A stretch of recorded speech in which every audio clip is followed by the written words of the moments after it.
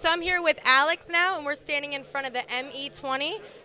Really cool camera. So I'm gonna let you explain. Absolutely. It's a multi-purpose camera with a full-frame sensor. So it's designed to be a low-light applicable camera for like government agencies, wildlife documentary people who didn't want to use infrared. Some animals can actually see infrared, so they were really looking for a great low-light camera.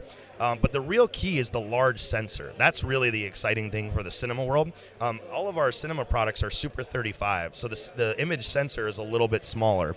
So what you're getting now is kind of what everyone loved about the 5D Mark II or Mark III was this huge sensor with that great depth of field. But now you're getting it with also this amazing low light capability. It's the best low light camera in the world. That's what we've really effectively told people. The 4 million ISO is what it can go to.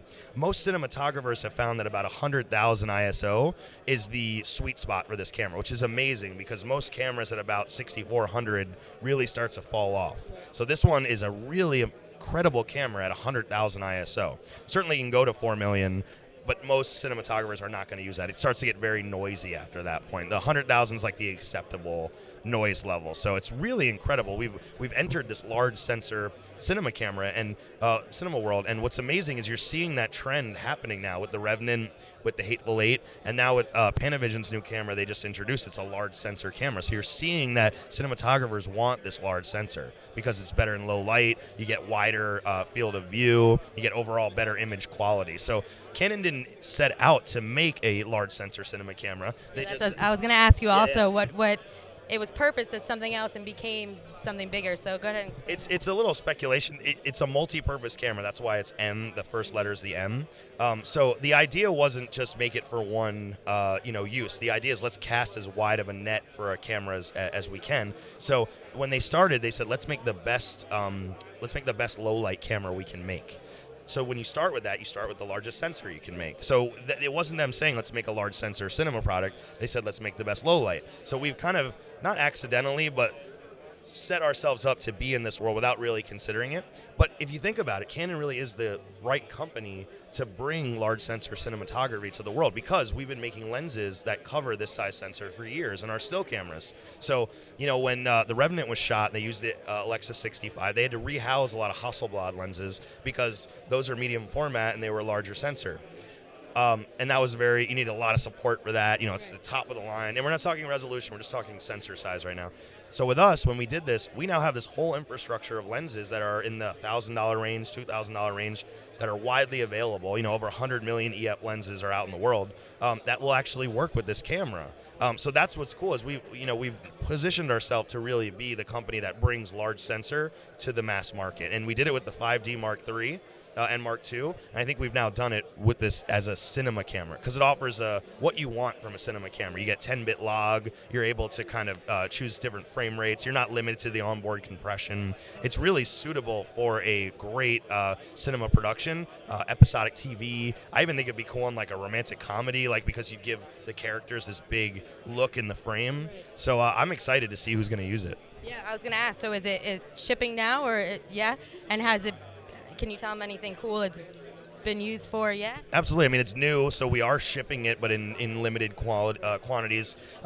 We've had it on a few feature films, a few documentaries, and we had a couple of people that we hired to like shoot some stuff for NAB and things like that. And everyone we show it to has been like, I love this camera. Yeah, it's really cool. The only, everyone is talking about 4K. Everything's resolution right now. We now have 8K.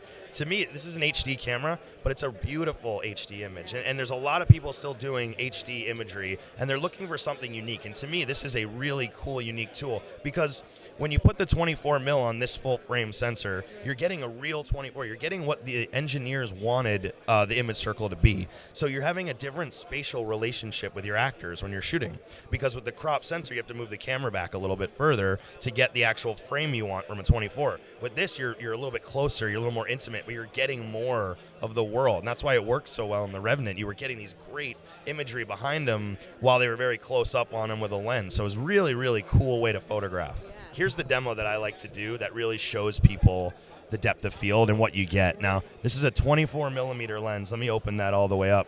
Now look at how close my hand is. I'm maybe 7 inches away from the front. Look at that background. Yeah. That's what you get from a full frame sensor. You get all this amazing depth of field, but you're still getting a large chunk of my hand. I mean, look at that. This is a 24 millimeter. It's so rare to get that kind of bokeh and out of focus depth of field from a 24 millimeter lens, and that's what you get from large sensor cinematography. And it's literally, you could walk up to any scene, and if your eyes can see it, the camera can see it. So we've never had a product where you can comfortably walk in somewhere and been like, I just want what I'm seeing. And most people will be like, oh, I need to bring in this light, we need to do this. We're disturbing the habitat. Now you just turn it on and shoot. And it's a tough sell because cinematographers or artists, they're painting with light. So I don't want to say you don't need light. You just need less light.